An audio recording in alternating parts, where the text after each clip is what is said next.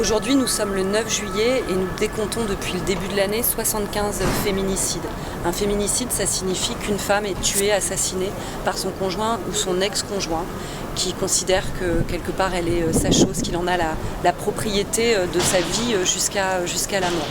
Alors il y a des propositions aujourd'hui qui sont mises sur la table, il y a des féministes, des associations en nombre qui s'expriment et il y a besoin aujourd'hui que ces propositions trouvent un aboutissement et des moyens pour être mises en œuvre.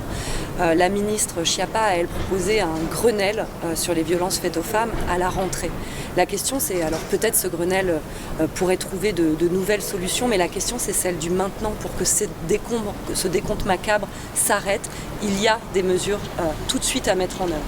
En 10 ans, il y a plus de 9 lois sur les violences conjugales, sur les violences sexistes et sexuelles qui ont été votées, souvent dans un consensus large. Le problème aujourd'hui, c'est leur financement pour une réelle application. Je vais en citer que quelques-unes pour être très concrète.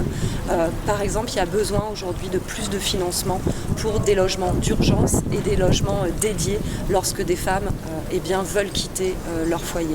Il y a besoin de formation dans les commissariats, dans les cours de justice, pour les magistrats. Ça, c'est pareil, pour pouvoir changer les mentalités, il y a besoin de ces formations, il y a besoin de les financer.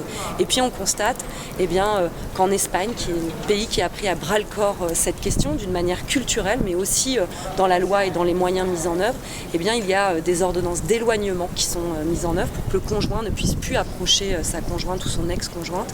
Il y en a 20 000 qui sont mis en place dans l'année en Espagne, seulement 3 000 en France.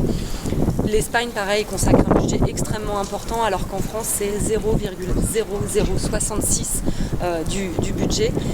Il faut, si c'est vraiment une grande cause nationale, si elle crée du consensus dans la société, il faut maintenant élever ces moyens, pas pour des moyens en soi, mais simplement pour une application des mesures qui ont été votées et pour mettre fin à ce décompte macabre. Voilà, il y a besoin que toute la société puisse se mobiliser sur ces mesures parce qu'elles ont besoin d'être mises en œuvre très très rapidement et d'interpeller très fortement le gouvernement sur ces solutions concrètes.